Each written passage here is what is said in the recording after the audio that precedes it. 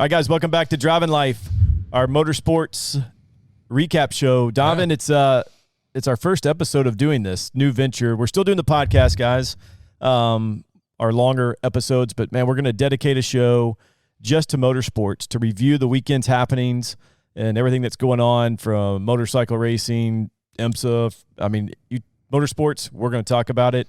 And Donovan, we had not a full weekend of racing, but a lot of stuff went on even before the weekend, especially here locally. But give us some of the hot topics of the weekend, bud. Yeah, so I think, obviously we got to talk NASCAR and Martinsville. A lot going on there. A little bit of Supercross, MotoGP, and I'm going to I can't pronounce the guy's name that won in the MotoGP, but that's fine. We'll start off in Atlanta because we're going to circle back around to Atlanta, I think, as we get into this a little bit. But Supercross was in Atlanta, the Monster Energy Supercross Series in Atlanta over the weekend. And it started out really bad, muddy, and it finished just bad, right? It got a little bit better, but, Eli Tomac ended up taking the win, which I thought was pretty cool. Trying to battle for the championship, and I'll get more details, as we continue to do this and dive a little bit deeper into these kind of things. But I think just for today, I just wanted to touch on a couple of things, and dive right into NASCAR, because that's really what was going on this weekend. We got a couple of announcements with the Music City Grand Prix and some really cool stuff for Nashville. Oh yeah. And then we got a little bit of surprise here with Owen going back deep to his roots. We had a great weekend. Yeah. It was a lot of fun. Yeah. Up in Indianapolis. But yes, so NASCAR went to Martinsville. Yeah. And they did a test about a week and a half ago with rain tires. I think it went pretty good. And then they go to Martinsville and they get about like 50 laps in, probably both the Xfinity race and the Cup race. I think they get some laps in the Cup race before it rained it out. Yeah. So kind of, that's sort of like. So, and I'm not sure timeline, but this isn't the first time they've talked or thrown the rain tire thing out there. Now they're making it's a step closer, right? Because they went and actually tested. Yeah. With a dry track that they had to get wet. It was a beautiful day there at Martinsville because I had just flown over because I was going to VIR, and it was like a beautiful day, and they were having to wet the track down, and then they go there and it rains. Yeah, and then they cancel the race or postpone the race. Postpone it, yeah. How do you feel about? So the test went pretty well, but as a fan, how do you feel about that? Because I saw some comments on people that it's about time.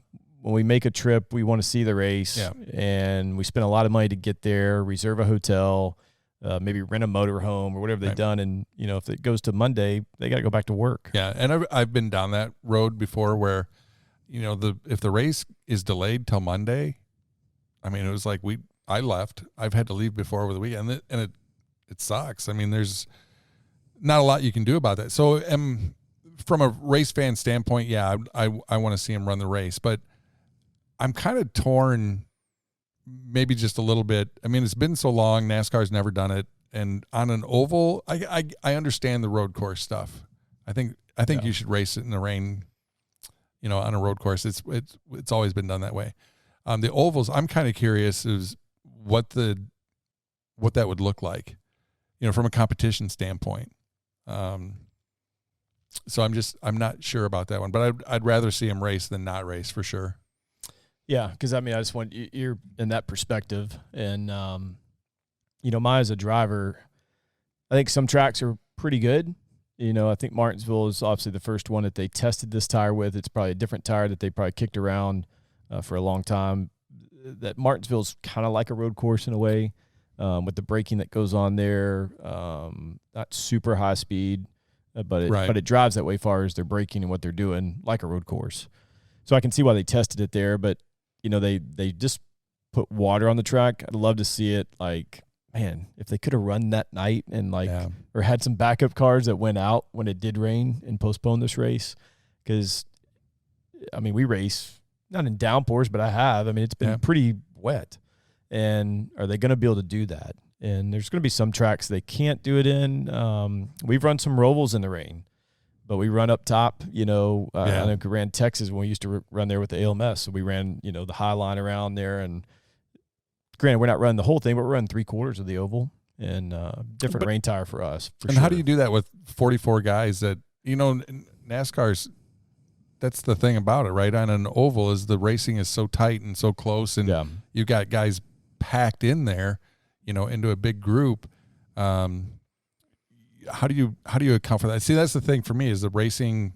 Is it going to be good? Is it going to get way strung out? Is there, you know, how do you do that with one line? And, you know, I just see there's some challenges there, which I'm assuming is why they haven't done it. But no, there is for sure. But I'm glad they're testing the waters. I just wanted your perspective of it to see, like, as a fan showing up to these events and, you know, they don't happen and then you're having to kind of go home. So I think from what I saw on social media, positive thing, moving in the right direction. But we go on to the race this weekend for the Cup guys. And, man, Truex, he's got Martinsville down. Yeah, he's pretty good. And, you know, so I watched a lot of it, you know, off and on. It's a long race, man. 500 laps it's a commitment. But Hamlin was just a rocket, man, on restarts, and it wasn't even close. It wasn't even close, but he couldn't, when he got ahead, he couldn't like he couldn't keep it and, you know, whatever. But he was just so fast on restarts, and, you know, and then they would catch up to him. I don't know if he'd gone even, you know, 10, 12 laps, whatever. And they were, you know, bumping him back out of the way again, which is pretty much what happened at the end of the race there with Martin. Just stayed in it. But again, it was unreal. When you watched him restart, it was just, he was like out of a shotgun ahead of everybody else. I don't know if it was his gearing, you know, that he had when he was for the start, you know, when he would restart, I don't know what it was, but he was noticeably faster than anybody else. Well, I mean, he had short run pace. I don't know if it's some tire pressure stuff that they were doing. It definitely looked that when we got, you know, 50 laps to go, Truex got the lead. His pit crew was a little bit quicker. He was a little bit quicker as far as getting to the box and getting out of the box than Hamlin's crew. And Martin just kind of was patient. You know, he knew then he was going to probably have the short run pace, but they got about 10, 15 laps in, and here Martin's come, you know, runs him back down. And I think he'd have to be frustrated because not only does he lose the lead, but then he falls to third because Elliott was coming on there at the end also. And so he has a dominant car. He's a Virginia boy, and, you know, I think Martin's won. And he has – I don't think Hamlin's won since 06. At Martinsville? Yeah. Well, Truex has won the last 2 or 3 there. Yeah. So, I mean, he's got that place down. He's got it figured out. Yeah. And there was a stat on there also that, you know, short track races there early in his career. I mean, talking about a guy that's kind of come on late in his career, he was like over 80 on short tracks. And then he kind of goes to like front row motorsports, and it's just like, man, the switch just turns for him. And I think it's cool to see. I loved seeing, you know, always talking about this changing of the guard and stuff when Chase won, you know, the championship last year. But, man, I like these old dudes, you know, getting it done. Truex was one of those guys that he just never got into the right car at the right time. You know, it seemed like he would get into a decent ride, and then the team would fall apart, you know, or whatever. But that happened with Waltrip, with Waltrip, it was a real bad deal, you know, and it just took him forever to recover from that. And then really, you know, Front Row Motorsports started to put some money into their program, and, you know, he ends up starting to win races, and now, you know, he's with Gibbs and just killing it. But and very late in his career. But it is cool to see. He's always been one of my favorites, and he's just such a cool dude too. He's so relaxed. He's so laid back. Yeah, no, I was happy to see him win because we always talk about this changing the guard. And, you know, I'm one for the old guys for sure. So he dominates the Cup race. I think Xfinity. I didn't get the chance to watch too much of it, but I think Josh Berry, which is a local kid, we're obviously out of Nashville. Yep. I think he's a Hendersonville kid, and gets his first career win in Xfinity. Delayed race, another delayed race on Sunday. And then, you know, as far as the NASCAR stuff for the weekend. And we had a test, I guess, at Indianapolis last week for the Indy cars. Yep. I mean, I'm ready for their season to start. because everybody else has started. And we're kind of like waiting on some more motorsports to start, but I think they're going to start April 18th at Barber Motorsports Park. Barber. I know they got a little bit delayed because the next week they're going to go to St. Petersburg, but they had a 2-day test at Indianapolis. I'm not sure who was the quickest there, but a big announcement for the IndyCar race here in Nashville. Did you see their social media? I did not.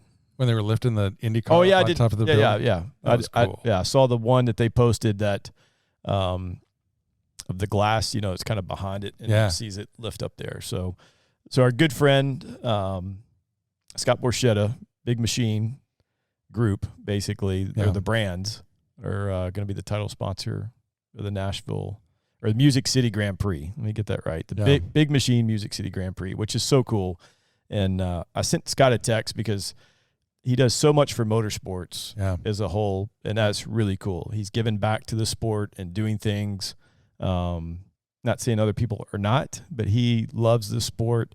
And to see him support it the way he does, and especially at our hometown. That's what I was just, especially coming from Nashville, it's just really cool for us. I mean, it's a perfect fit. So, I mean, when they said they're going to announce their title sponsorship, I mean, couldn't be any better than that. And the way they did it, they have our guest on. Ken Thwaits is our Trans Am guest tonight. He's talking about the Trans Am race at Road Atlanta that Scott does participate in TA2. Ken had one of his cars there. Scott had his TA2 car there. Then they lift the Indy car up on the top of the building. Yeah. So that was pretty cool. So go to like the Music City Grand Prix social media to find all that stuff. Those videos on Facebook and Twitter and Instagram. That was really cool to see that. And I'm looking forward to that weekend because it's gaining so much attention and a lot of great press, and it's going to be a cool race. There's a lot of cool things going to be happening there, but just coming back to Nashville, for things coming back for what this is going to, their timing is so perfect for, for this to happen in Nashville this year. So it's going to be a big event. We've covered it a lot on Driving Life. Yeah. We're going to cover a lot more because we think it's a big thing, and I'm super supportive of it. I know you are. You're going to be there. I'm excited for the city to be able to host this event. And we've got, a local boy, Joseph Newgarden's going to be in the race and the IndyCar race. And Scott's going to be, running in his TA2 car. Ken Thwaits, which is going to be on the show tonight. He's going to run a TA2 car. He's going to announce that, or I just announced that, but he'll announce that too. So a lot of local flavor. Justin Marks is actually involved in it. He's running Trans Am now too. He recently moved here in the Brentwood area. So it's a lot of hometown feel in this event. Coming up in August. So I'm excited for this sponsorship to take place, and Scott's going to do a great job as being the title sponsor for this Grand Prix. And I don't know that we've talked about it a lot lately, but, renewed interest in the fairgrounds. We haven't obviously been our first motorsports show. Letter of intent from Marcus Smith, which for you out there, they run Bristol Motorsports in Charlotte, and they're actually running the COTA race. They don't own COTA, but they're actually going to be the event promoters for that race when the NASCAR goes there. They've got their hands in everywhere, as far as motorsports and the tracks. And letter of intent to redo the fairgrounds. Yeah. And I think it's going to gain some momentum, and obviously to work a deal out with them. I can't remember what the time frame is right off the top of my head, but we still need to get local support behind that. Yeah. And people, I guess you don't even have to be local, but if you want to see that come back, and I guess the mayor, Junior, Dale Earnhardt Jr., I guess, he'd always told Marcus Smith that, hey, listen, anytime you need me, just call me, whatever. And literally the morning of the meeting, he was like, hey, can you come down here and we'll head to Nashville and do this? And he's like, yeah, absolutely. So Junior was here, part of that. He's part of the Music City Grand Prix. Yeah. He's hot on Nashville. And it sounded like, at least from what I read, that the mayor, everybody's looking for this to be, a very serious possibility, I think it is. I think there's some things. You got the super speedway back on the calendar. Yep. I think you and I have talked on other podcasts that we've had sort of review show that I feel that there's an opportunity for Nashville to do something unique that no other town can do. We have the IndyCar race now, but I've always said that in this pandemic, we've learned how to change our schedule and far as our practice sessions and what we're doing. And they're going to need a little bit more practice next year because of the new car that's coming. Right. But I feel like they could do like a Wednesday night. It could be like our speed weeks in Nashville and do a Wednesday night show, or it could be a Tuesday night show. Doesn't matter to me, but at the super speedway. And then do a short track Saturday night show at the Fairground Speedway. And just have this place packed for a week. That's it. And just, support events in between. It would be, this town could pull that off. It's like speed weeks at Daytona. I mean, for everybody that's down there, it's like, you start off with the IMSA stuff, but then you go into the NASCAR, and then there's late model races going on. There's other stuff going on. And maybe it's a deal where, it's a Saturday night show at the super speedway, and then there's some late model stuff in between the week at the fairgrounds that people are going to. And then the Cup cars are coming, their Xfinity cars are coming, for their Saturday night show there. Yeah. And so there's ways to make this happen and make it just be off the charts. Yeah. Like the street race is going to be, the Music City Grand Prix is going to be that way. And now we've got that on top of it. So this place is becoming a motorsports town. Yeah, it really is. I mean, because I'm assuming that they're going to bring the the NASCAR banquet back at some point. It's just Nashville's it right now. It's it, man. Center of the motorsports universe. Yeah. So I think that's about. I mean, other than my stuff, I don't know if we want to get into what I did, but I don't know. I thought it was kind of cool. So you got back in a kart. What was that like? So first of all, what was that like? Because it had to be pretty cool. Your social media looked pretty cool. It was a lot of fun. So I think for me, I haven't been back in a racing go-kart since 1996. So it's been a hot minute. It's been a little while. Yeah. And so my kids are getting into it big time. And they're completely hooked. And they're dragging Dad right along. And did they really twist your arm? No. But they're dragging me like I'm willing to do whatever for them because they want to do it. And it's not like they're gonna be pros and all this stuff. No, because Dad can't afford for them to do that. But it's so cool to see them do it, and I want to be a part of it. And so Friday, thanks to a guest of our podcast, Jeremy Sweeney, that's been on our show quite a bit, that he bought an extra kart basically for him, but I think he kind of bought it. We're sort of traveling around together and to these events. And so we took it up to Newcastle Motorsports Park, which is just outside Indianapolis. So we drove up there on Friday, took the boys out of school. I took my oldest out of school. My youngest is getting ready to do his first race here in a couple of weeks. And so we bought him a kart. But Brant, we were just like, hey, let's test it out, make sure it's all good and ready to go. And so Brant, my oldest, was going to run it this weekend, or did drive it this weekend. But I got to go on the track with my son and then Jeremy's son, Truett, which has been racing. He's been racing for about a year now. Yeah. But to get out there and just practice with them and push them around and like show them sort of the ropes and like just do like a lead follow, like I would with anybody I'm kind of coaching, and just go over some data and talk to them about stuff on what they're doing wrong, and then see them improve through that that session. I mean, I came off the track and they're like, how was it? I was like, that was fun. I mean, I've done some really cool things in motorsports, and even here recently, really cool stuff. But that's near the top. To get out there with your son, or I mean, a good friend of which Jeremy's a great friend, to get out there with his son and help him, and to see them sort of progress through the weekend. So now I just got to get Lucas out there and do the same thing, because I was literally like pushing them around and how that's going to feel and do that stuff. So it was it was really cool. As you can tell, I'm smiling great about it, and I can't wait to do it again, because we're going to go up there. Newcastle, they do a great job, and that's why we talked about motorsports here in Nashville. We've talked about some racetracks that have not happened here, but just a great karting facility would be awesome. Right. Because up there we go up, we pay $25 and we can practice all day. That's insane. It's only closed on Monday. And it's like, in the Tennessee Karting Association that's here, that's when it was pretty big when I was in the karts in the 90s, but it's getting better, and we're racing down at Twin Fountains in Shelbyville, but that's really the only place, and it works, but there needs to be somewhere else. Right. And this town is growing the way it is in motorsports, that I want to see that happen. And I don't know. I don't have the means to have it, but maybe it'll happen at some point, because that facility up there is pretty cool. And you just got to put it out into the universe.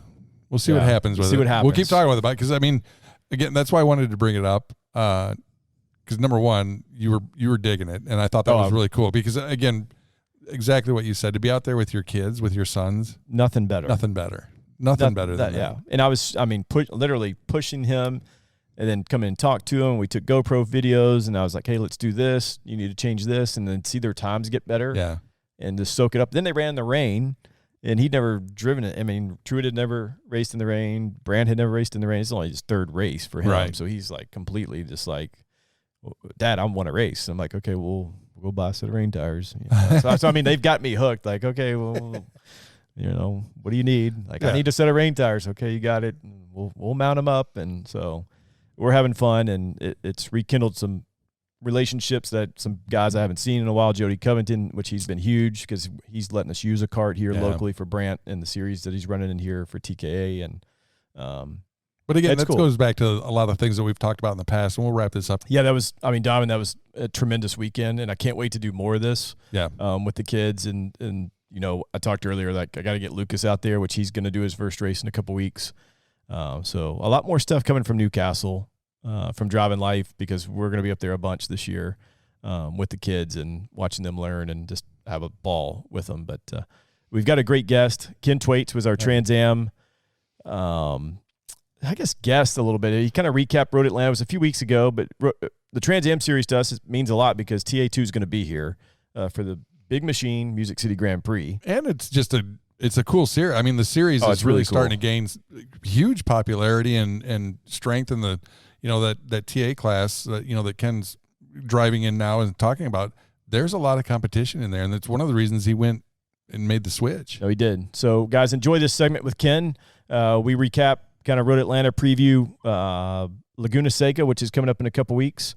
I'm actually headed to Sonoma. They're doing sort of a Pro-Am deal like they did at Charlotte with Scott to work on a couple things there with them. And so we'll have a lot of fun. But enjoy Ken here, guys, for the Trans Am side of everything. This segment is our Trans Am spotlight on DrivinLife as we do our race review. We have our special guest of Ken Thwaits. We're at Showtime Motorsports, is the home of DrivinLife now. And Ken has moved up to the big boy class, TA. Yeah. And so we wanted to bring Ken in tonight for Trans Am, talk about Road Atlanta, and get your point of view of why you moved up, really. We'll kind of kick off that way, and why you moved from the XGT class to Audi, and how that all came about. Yeah, I mean, it goes back to COTA of last year. Pancho Weaver and I had always had a banter going on at the track. He's such a cool guy and a brilliant builder. And I would always say, hey, did you get my car built yet? It's like just fooling around. Yeah. And he knew it too. But he had the car there at a test day, and Boris was flying in on Friday to race the car. He says, hey, if you want to take it for a lap. And it's like, yeah, right. One lap, yeah. Yeah, right. And he goes, no, I'm serious. Go out on the test day and take it for 2 or 3 laps, and see if you like it or not. And it's like, you just don't turn an opportunity like that down. No. I don't care. You're a little afraid. You're like, oh man, but I did it. And it was like, I got out of the car and it's like, man, I don't know. That's a lot of car. It's so different. I just don't know, but it stuck in my brain. And we talked over the winter, and we had a pretty short off season, really. Yeah, we did. And so it got time for Sebring, and we went down to a David Murray test day down there with the car, and Boris was there. He's a great driver coach. He doesn't come any better than that guy. And no offense. I mean, there's a lot of good driver coaches out there. But we ran a test day, and it's like, this thing, what's surprising about a Trans Am car is it's so fast.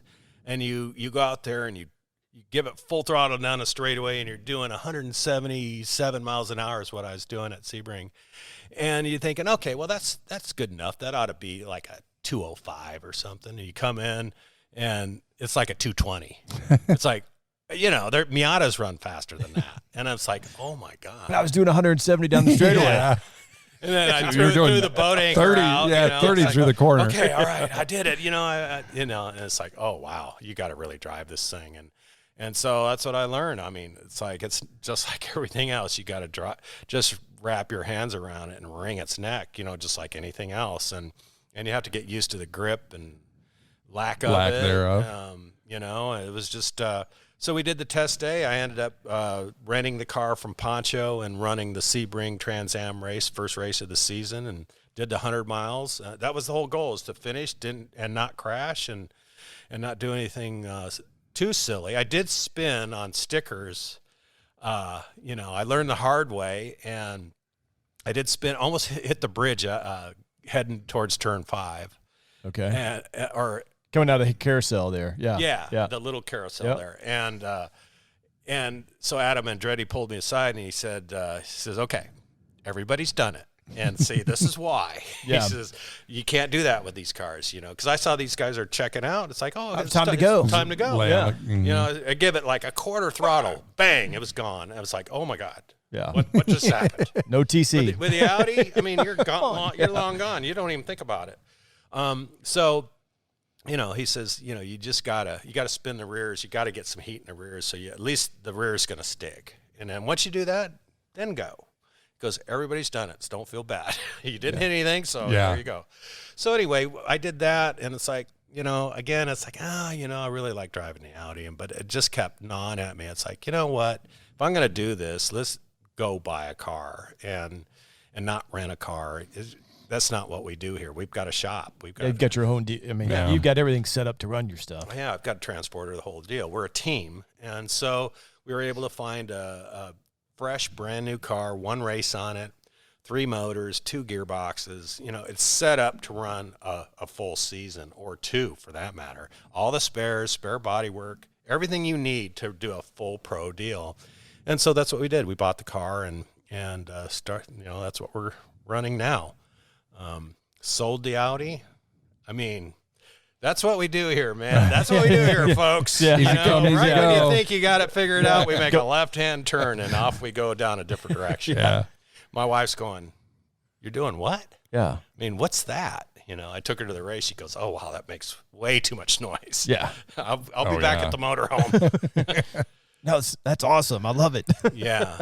So we got this car, and they had a Pro-Am race at Charlotte the week before Road Atlanta. So it's like, what a perfect place for a tune-up, you know. We were looking at, God, what are we going to do? Just show up at Road Atlanta and go race? You know, never driven. This car. Get a race under your belt. That doesn't really. I mean, it did count, but it's not a points deal. Yeah, and you know, and back to back like that. I love running back to back because everything's so fresh, and you know. So we did that. Finished 3rd, and you know, the TA2 cars were like little mosquitoes around there. They're like gnats, you know. It's like, get out of here, you know. That place is really set up for a little nimble car like that. But it is something to run flat out in a TA car on the oval, on the banking. On the banking. Because you really have to look up through the windshield to see where you're going. That's where the track is. It's up there. It's not down, you know, where you put your head down, you know. It's just really odd, and the G-forces, and that track was so busy, it just beat the heck out of you. And you know, I did the whole thing without a cool suit, you know, which I'll never do again. You know, we thought, well, it's cool outside. It's only 50 degrees, you know. It's like, it's not summertime in the South. Yeah. We took my helmet off, and it was literally like pouring water out of it. It was just drenched. So it was a good workout. Well, and talk about the Charlotte race. I mean, we're obviously reviewing Trans Am Road Atlanta, but Charlotte, you know, our folks are probably watching the NASCAR race there. How busy that track is. Yeah. Yeah. I mean, they run, you know, they ran Xfinity there, right? Yeah. And then IMSA ran there as well. They did, yeah. The thing about that place, there's no place to hide. There's no place to rest at all. I mean, either you're on a banking hanging on, or there's a quick, braking zone with a chicane, and you're back on the throttle. There was just no place to catch your breath. And so I thought it was great because, you know, I always like working out, and what a better place than to run an hour and 15 minutes, 100 miles on a place like this. It just killed you, and it was great. And we made it. We made it to the end. You know, I was kind of joking with the guys. It's like, hey, you know, we can't afford to really run this car too much because we got a race coming up. You know, maybe I'll run half distance and come in. No. And it's like, what's the green flag? That's a no. Yeah. You know, and they'd worked so hard on the car. It's like, well, I'm not going to be the guy that gives up here, you know. So we got it in, and then, you know, did some maintenance stuff and loaded up, went straight to Road Atlanta. And got ready to run that race. So talk about Road Atlanta. The race was definitely rain, and you started 10th and then up P11. From your side, we know Boris brought it home the win there in the rain with Francis being second, Ernie Francis, that is, in second place. They had a good battle, but from your end, how was the weekend for you? Well, it was two parts because we had, a dry Friday and Saturday, and we knew the rain was coming. I knew the rain was coming for like 3 weeks. I'd check it every hour. Yeah, it just never got better, and it didn't disappoint. Let's put it that way. But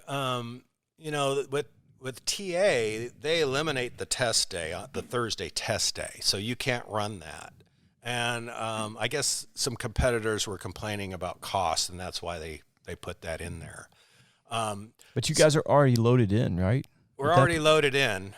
So your cost really is, the people are there. You're there. Yeah, the people moving and stuff around is what really cost you the money. Yeah, it's like $500, and so I don't get it. It doesn't work in our favor because we're not a big team, but a big team is going to go find a place to test. Right. So now you've got to go rent a track. You've got to go somewhere else that you're, and go test.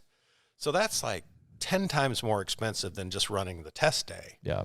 So, and so with that being said, we can't test on the test day. So you've got 2 practice sessions and a qualifying, and then you race. And so if you have a hiccup in that practice session, which we did, I broke a dog ring.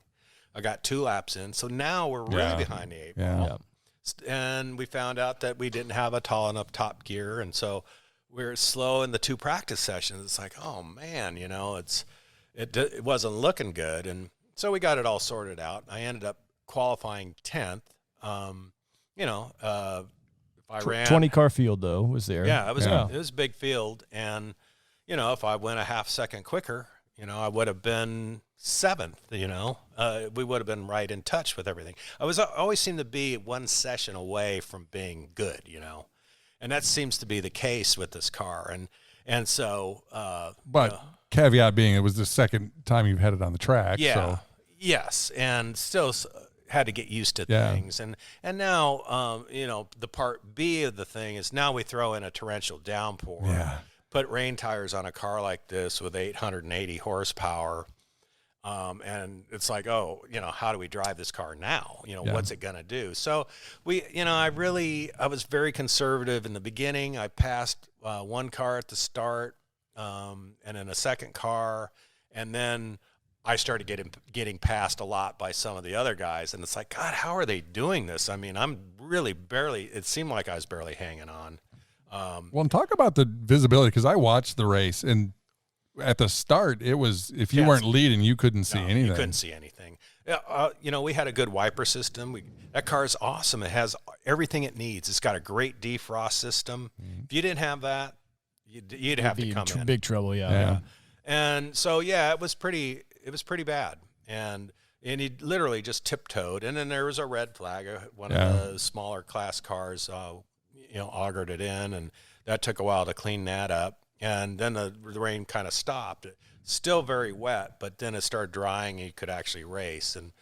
And then, the last quarter of the race, it was dry enough to where, I felt pretty good about how the car was handling. And, we ran as hard as we could on rain tires in drying conditions, and brought it home. Still, as much as I tried, I still haven't crashed the car yet. So.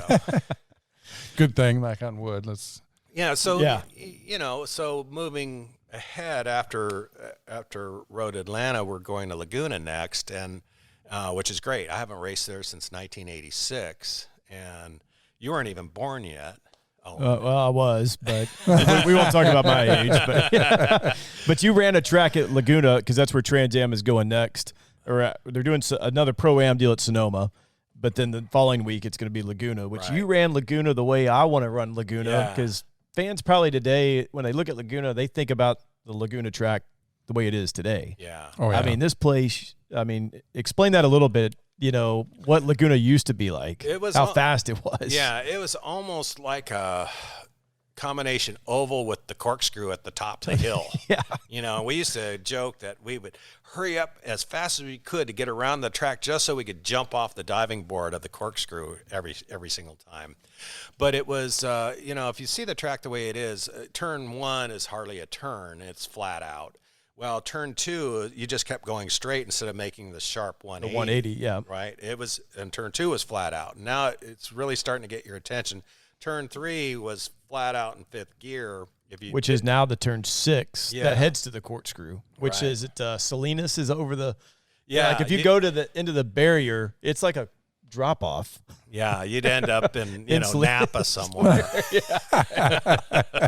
And a few guys did, it really took, a lot of nerve to do it the way it was designed to do. And, I think we ran 105s in those days in a Formula Mazda car, and that was pro Formula Mazda back then. And Super Vs were flat out, all the way up. It was quite a track, and they changed it, they say, because Mario went on his head at turn 2 there in an Indy car and almost killed him. And too many cars were crashing there. Yeah. You drop a wheel off, and you were just done. And I crashed in 1986. I crashed a car there and flipped it. I don't know how many times. Or ground the whole top of my helmet off, and never broke a fingernail. So, it's some guys weren't so lucky. It just depends what happens. Yeah. So anyway, I mean, we talked about testing and all that. My way of getting around that for Laguna is I'm actually running a TA2 car that same weekend. They race on Saturday, TA races on Sunday, so it fits all together, fits in. So I can learn the track. I get exposure in the TA2 car for the Music City race that we're going to have. So I accomplished a lot of different things there. So I'm gonna get my money's worth that week.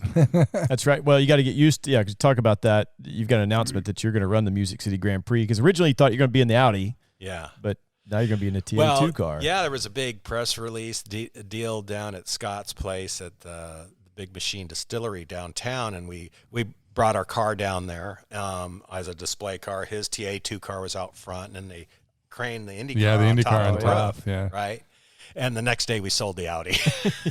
The value went up. Yeah, I mean, but it's just a decision we've made. You can't do both. It's just silly, both cars are so different. As a driver, it's really hard to adapt to both. I guess you could if you really wanted to, but this car, the TA car, is so new and so powerful and such a monster. It takes 100% focus, both crew-wise and driver-wise. So that's what I just made the decision. That's what we're going to do, and we sold the car, and that's what we're going to run the rest of the season. Well, no, I think you made the right call, and go back to kind of Road Atlanta, the TA2 race. I followed along, not online. I mean, just watching the race monitor, because we talked about Scott Borchetta.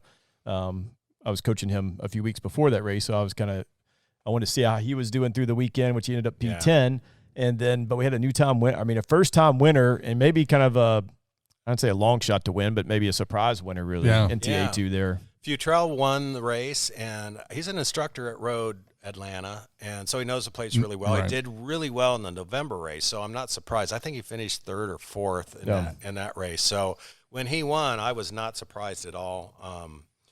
What we're seeing is the kids coming from Xfinity NASCAR world, the Gibbs kid, and those guys, and they're running these cars, and they're really fast. So they're running up front. Sam Mayer, they're putting the car on pole, leading these races. So the competition's amazing. Scott Borchetta is doing a fantastic job. That guy has gotten really fast in the last couple of years. No, he's doing a great job. I mean, had the opportunity to work with him, which we took 2 cars down to Road Atlanta to get ready for that race, and I did some lead follow with him and worked with him, and I was happy to see that he drove from like P25 to P10, which was awesome. Yeah. And it was in the dry, I might add. It was. Their race was dry. Yeah. Every race that weekend was in the dry except yours. Yeah, and it was wet. Oh, it was bad. It was more than wet. It was rivers running across the track. It was diabolical. But anyway, it was a great TA2 race, and those the entry at Laguna that I'm going to race in, there's 34 cars signed up. That's awesome. See, and that's got to be, just from a driver's standpoint, you know, instead of just being out there pedaling around the track, at least you're competing, and that's a big group. That's got to be a blast. If you can't find somebody to race, then I don't know what's wrong with you. Yeah. You know, it's going to be, let's just say I bought the insurance for that race. Just in case. Just in case. Yeah. Well, Ken, thanks for coming on to Driving Life and our first kind of venture in our race review and kind of giving us the TA stuff. We're going to have you on more as you're going along this season, because we're going to talk about Trans Am and all the other series that are going on, and you're our kind of inside track to really what's going on there. I'll give you the inside scoop. I'll give you all the dirty details. Yeah, that's right. Behind the curtain. That's it. Everybody gets a backstage pass with me and Trans Am, so I won't leave out the dirty details. That's right. Well, then follow along too, because you guys do a lot of video stuff too at Showtime Motorsports on Facebook, and it's where you post that. So fans, go there, follow Ken. Yeah. You do a great job of doing that through the weekend to kind of give the inside track of just the backstory of everything that goes on behind the scenes. Yeah. And, our goal is to put the viewer in the driver's seat, or at least gets to ride along with me. You get to hear all the chatter with the crew, in the car. Or in trailer, though, too. you're in the looking debriefs. at data, and, you really get to see what's going on. So awesome. Well, thanks for being on. And, guys, follow along Showtime Motorsports, our home. Also here at Driving Life, but definitely follow these guys. Yeah, hey, for sure. Anytime you need me, and make sure you leave a quarter on the toilet when you use it. Yeah, for sure. We will. No problem. Thanks, Ken. All right, guys. Hope you enjoyed Ken and getting all the inside scoop from the Trans Am series. Yeah, what a good dude, right? He's letting us be here. Well, yeah, that's might be questionable. Yeah. Well, maybe he's. No, that's cool. I know. And he's a great guy. Yeah. So, and, we hope to have him back on. We'll have him back on more as we go through the season, with him being here in the shop. We're going to hear all about it because we're going to be here. So, we'll have him back on. But, yeah, it was a lot of fun. Looking forward to a lot more of that, from Ken as we move through the season here.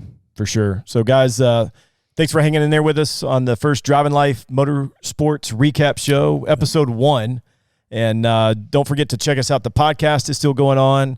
Nothing's changing there. We're just kind of adding this. We're taking our race review out of the podcast and putting it into its own separate show. So when you hear our podcast from this point on, we won't do another race review at all. And so just be our guest and stuff. So we're going to do this every week, try to keep up with all the motorsports happenings. Like us, subscribe to everything that we're doing social media wise, and just come back and visit us. That's right.